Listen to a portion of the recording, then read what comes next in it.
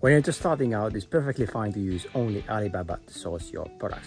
But when you've been doing it already for some time, then it's definitely time to start looking at some other places as well. So that's what I'm going to be discussing in this video, where to source products beyond Alibaba. So hit the thumbs up and subscribe to the channel.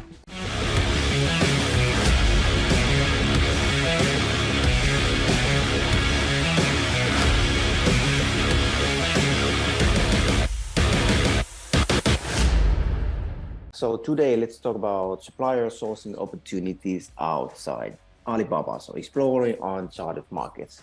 I know, sometimes I tell quite negative things about sourcing from Alibaba, but when you're starting out, it's a good choice. It's something that you should do because speed is the thing that matters. So it's all about getting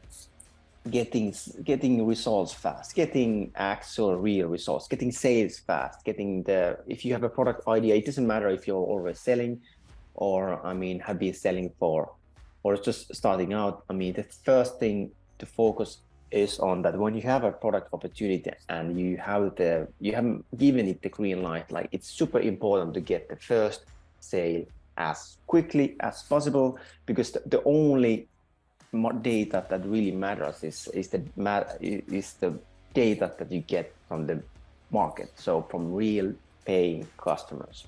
Yeah, so today I'm gonna talk about pros and cons of using Alibaba, better alternatives to find suppliers, best countries to source private label products.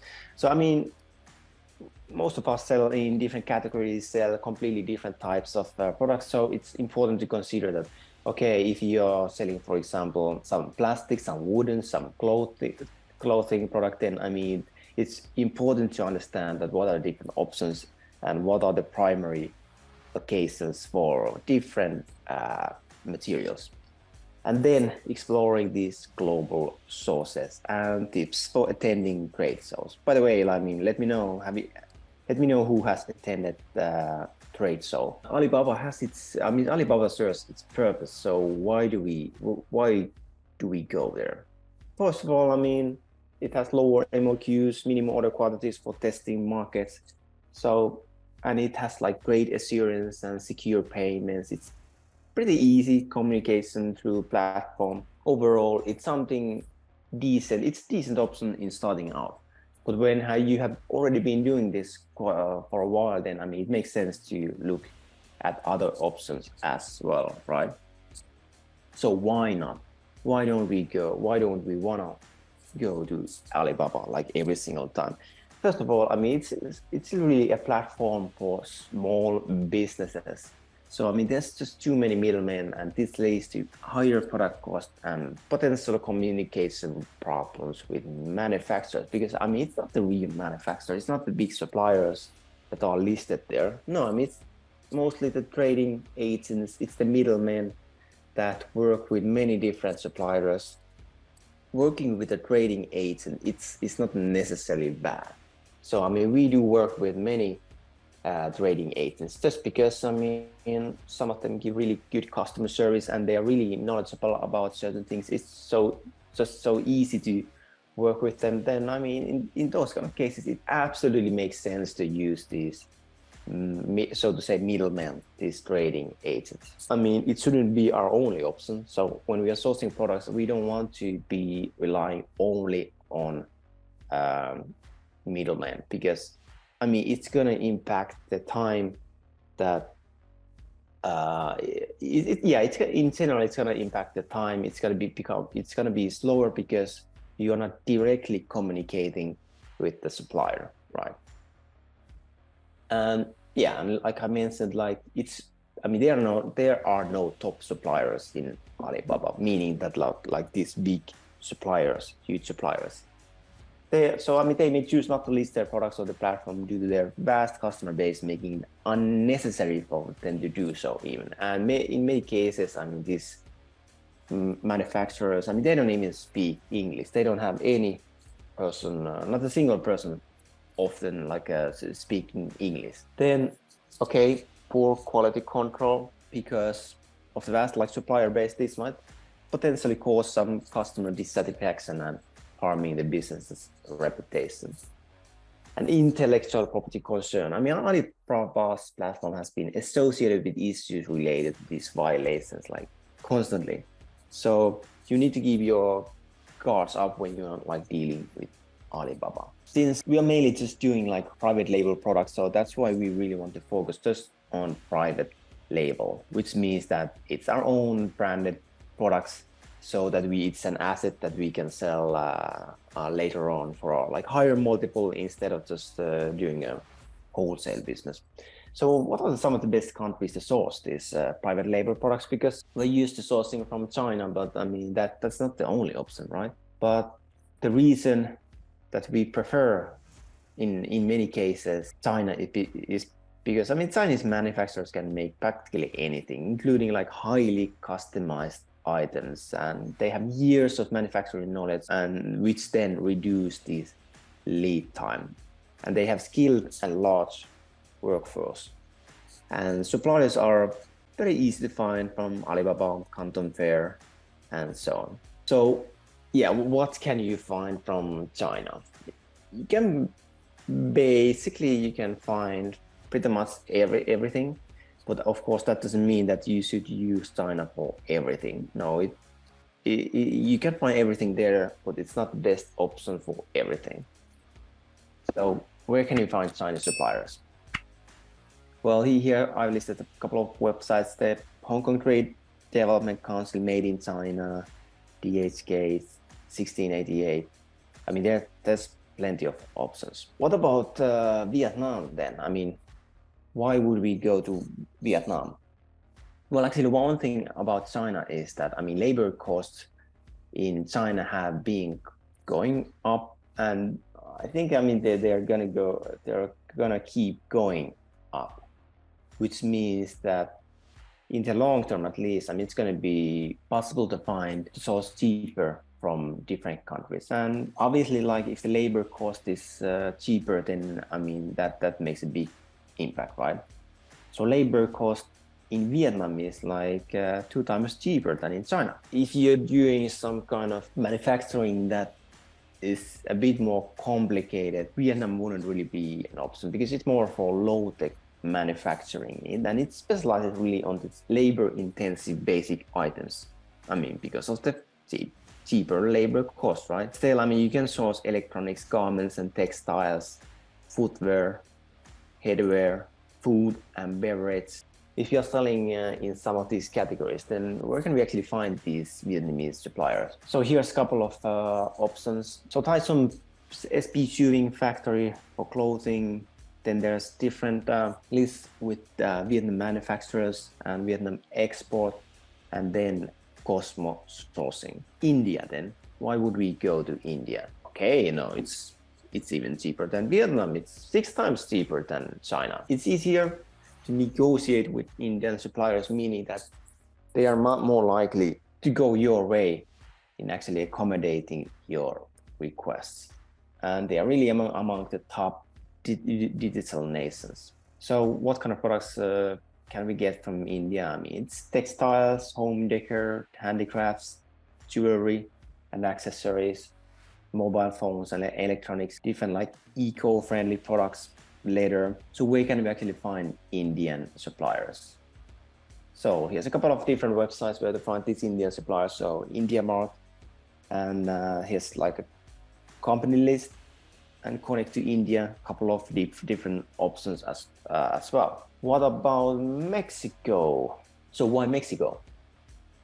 I mean, Mexico has cheaper labor than China, but I mean, it's not going to be cheaper than India and Southeast Asia. And then, I mean, if you're selling in US, then it's pretty like low shipping costs and quicker lead time results. So because I mean, if you're shipping the products from Mexico to US, then I mean it's going to be much more cost effective than sourcing from shipping from China, for example. So what kind of products can we source in Mexico? So medical devices, metals, textiles and garments, leather. So Leon, Mexico is the shoe capital of the world, consumer goods, So where can we actually find these Mexican suppliers? Let's say that, okay, we are doing some kind of a textile garment product, but actually one thing is to consider is that when you're looking for, or when you think about different options where to source the product, then it also kind of comes that like one aspect is definitely what's the weight of the product. Like if it's really heavy, like let's say some kind of metal thing or some kind of medical device, or so some kind of I suppose like leather actually could be heavy as well. So if it's a heavier product, then shipping makes a greater impact. So it actually makes sense that we would be able to get shipping costs lower.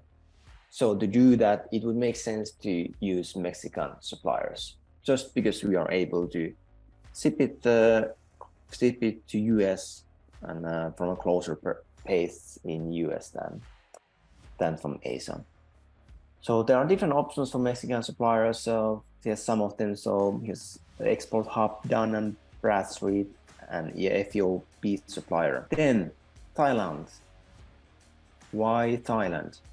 I mean, it has numerous factories and manufacturing facilities, and Thailand is well developed infrastructure, which makes it easy to, I mean, different like shipping commodities. So what kind of products should we source from Thailand? Or it's better to say that what kind of categories is the country specialized in? Basically, you can source anything from anywhere, but that doesn't mean that you should do that, because there's certain reasons where like the country is specialized in certain categories, because especially if there's history, if there's certain track record that they have been doing it for decades and decades, then obviously they already know the hiccups and how to do that, and how to do everything in cost-effective way.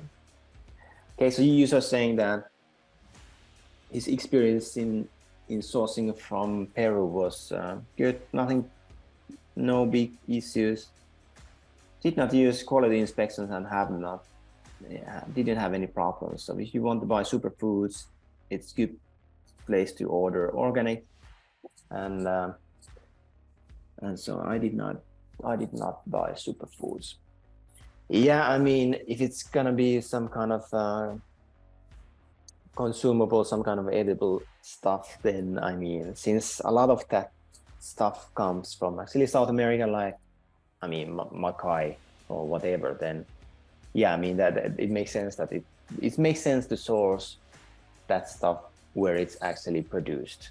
Yes, and actually one thing is that if you're doing any kind of food or any kind of things that, I mean, are placed inside the body or in the body, like cosmetics or different food supplements or something that you eat or drinks or whatever, then if it's totally new thing, then I mean obviously you would get a headache with all these food and drugs associations both in US and Europe. So one way to avoid is that you actually source it from the country that you are actually selling it, if you don't have an option where someone is selling it already in Europe. Like let's say that you want to start selling some supplement thing or whatever that is already selling in Europe. Like if someone is already using that supplier to sell it in Europe, then I mean, okay, odds are that they already did the groundwork, they already did all the paperwork. If that's not the case, it makes sense to actually use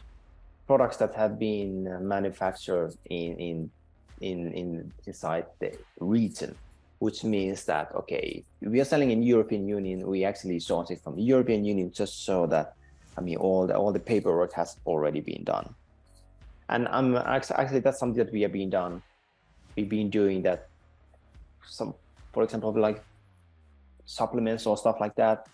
I mean, we source, if we sell it in US, often we actually source it from US.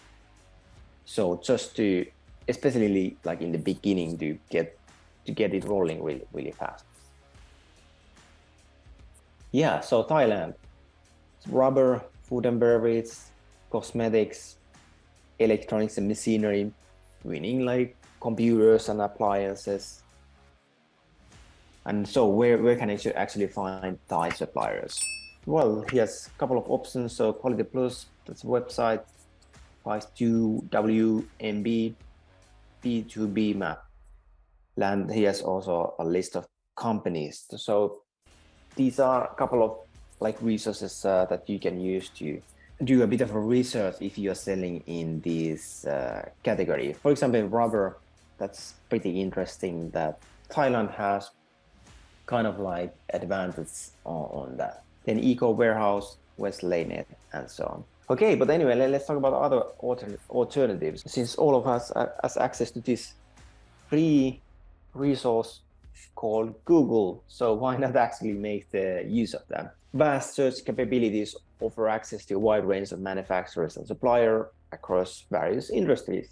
So if all the world, like all the websites pretty much are listed there, indexed there, I mean, why not actually use Google to find some of these websites?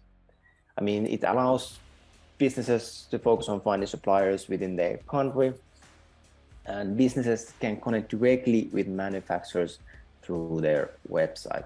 But the thing is that, I mean, some of these, and actually a lot of these, a lot of these manufacturers, when we are talking about bigger factories, like the actual factory, so not the trading agent or anything like this, but the actual factory that is manufacturing and producing the product. I mean, they tend to have a bit limited online presence, which makes it a bit difficult to contact them. And often they have a website that hasn't been updated in like 5 years or something like this. And then like when you send an email, I mean, nobody answers. And sometimes like when you call the number, okay, the number doesn't even work anymore. A bit more effort. That doesn't mean that it's not viable option, because it is viable option. And especially like, let's say that we would sell something, we want to test out some supplement idea, but we want to sell it in US. So we want to make sure that all the paperwork has been done and that everything is going to be smooth and fast process. So I mean, let's just use US supplier for that. So let's actually try to find US supplier who is producing this product. So I mean, you would just Google that, okay, wholesale for the product in US. Yeah, I mean, okay, sure. I mean, requires, well, not, I wouldn't really say extensive, but I mean, it does require research and then, I mean, filtering of the search results. And of course, like when you're using Google to find suppliers, I mean, there's no official or way of vetting the suppliers, or there's definitely no guarantee that, I mean, that the company is what they say it is. So yeah, I mean, that does require that the due diligence is going to be on our part. Went through the different websites. So Made in China, okay, offers access to numerous construction and industrial suppliers, provides detailed supplier profiles for informed decision making. But I mean, this is pretty limited focus, mainly on construction and industrial suppliers, and I mean, doesn't really suit other industries or niche markets. And I mean, okay, fine, it has this quality verification, but let's say that there's some concerns about product quality or consistency. I mean, it doesn't necessarily cover for that area. DHK, so I mean, they actually hold the funds until the buyer confirms receipt and acceptability of goods, ensuring protection. So which means, I mean, they do the escrow service, and they also offer this buyer protection, which guarantees refunds or replacements for non-received or misrepresented products. So I mean, it adds a bit of a protection there when you actually do the order through the site. But in just global shipping, I mean, the delivery times may vary, which impacts the fulfillment and customer expectations. As the payments are really held until goods are received, like buyers have limited control over the payment release timeline. 1688, that's probably the most common thing that you would be using. I mean, it's same for our like Chinese people. I mean, they're mainly using 1688, so it often offers products at cheaper prices compared to Alibaba, and it provides access to a wide variety of suppliers and products within the Chinese market. First of all, I mean, it's Chinese, so you need translation service or hire some Chinese translators or negotiators to really to effectively use the platform. I mean, sure, you can use translate feature on the website, but it's not really the best way, right? Due to this extensive supplier network, I mean, it requires really thorough product quality investigation and vetting. Then different kind of fairs, and the biggest Canton Fair, who has been so it will definitely lead to better understanding of products and build trust with suppliers. Like, because I remember when we went to Canton, I mean, yeah, it completely changed or like opened my perspective when it comes to sourcing products, because I just saw so many different categories, so many things that I didn't really even expect. So I definitely recommend in going to fair, and if you have the ability, then, and I mean, Canton Fair. So it really has opportunity to discover potential new products and suppliers for business growth.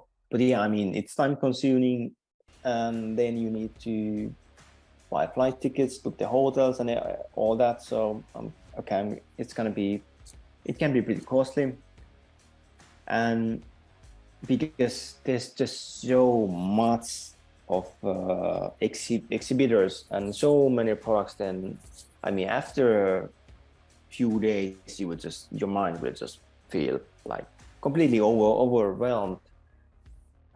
So it can become a bit difficult to make the most out of it. Yeah, I mean, some occur infrequently, not aligning with immediate sourcing needs. And by the way, like if you go to a fair, especially in Canton Fair, I mean, you definitely need like a local person who speaks Chinese. So I mean, when we went there, I mean, we had our like Chinese employee there, and she was the one who was doing all the negotiations, all the talks, all the deals. So for us, for Victor and I mean, we were just looking.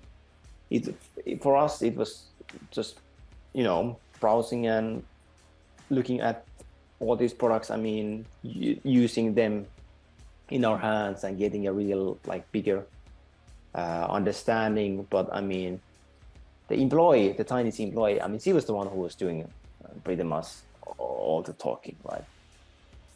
But yeah, it's super easy to get overwhelmed. So if you're going, I strongly recommend you to have a plan that, okay, what are you planning to get out of it? And like, what are the categories that you go to see?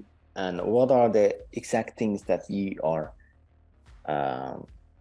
looking to get out of it? Because it's not really a good idea just to go there and figure it out.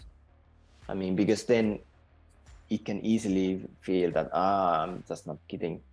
I'm so overwhelmed, so I'm not really getting anything out of it. Then global sources, supplier directory with online and offline transactions.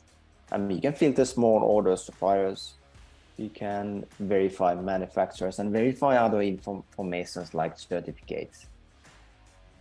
Like one thing that I went through in the presentation when I was talking about sourcing on China are having these different kind of licenses and different kind of certifications, and how to actually make sure that I mean, they are real, that they are legit. All right.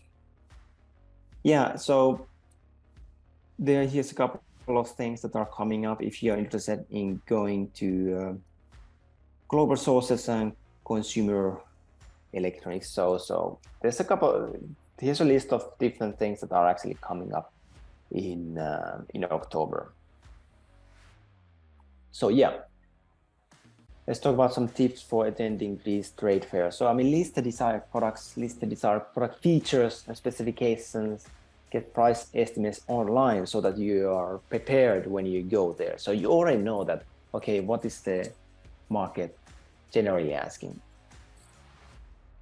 And then you shortlist the exhibitors. And by the way, I mean, don't rely on that. Yeah, I mean, I would just go there and then I'll check the price from online, because I remember I'm there. I mean, the network can be pretty choppy, and network can be pretty much like unusable there. I mean, in Canton Fair. So if you're relying on getting the prices online, then I mean, it can be difficult. So it's just best to do it in advance. And then shortlist these exhibitors. So do a bit of groundwork, do a bit of preparation, and get a show floor map, because this can be like a massive area. So it actually makes sense to do the maximum preparation and already know that which are the categories you are looking for, which type of products that are you looking for, and already do some prior research on those products, so you know like what kind of features, how they should work. And if it's something that if it's something specific that you are already that you're looking to source, then it makes sense that you actually take the sample with you. So maybe you order the competitor's product, then it's something that you can actually show to the different suppliers that, yeah, I mean, this is the product that I want to make. It has these and these features, and this is, I mean, how it is made out of this material, and so on. If you like this topic, then hit a thumbs up and subscribe to the channel. And if you'd like to discuss more about building your Amazon FBA business together with me privately, then just feel free to reach out to me and let's have a chat. See you soon.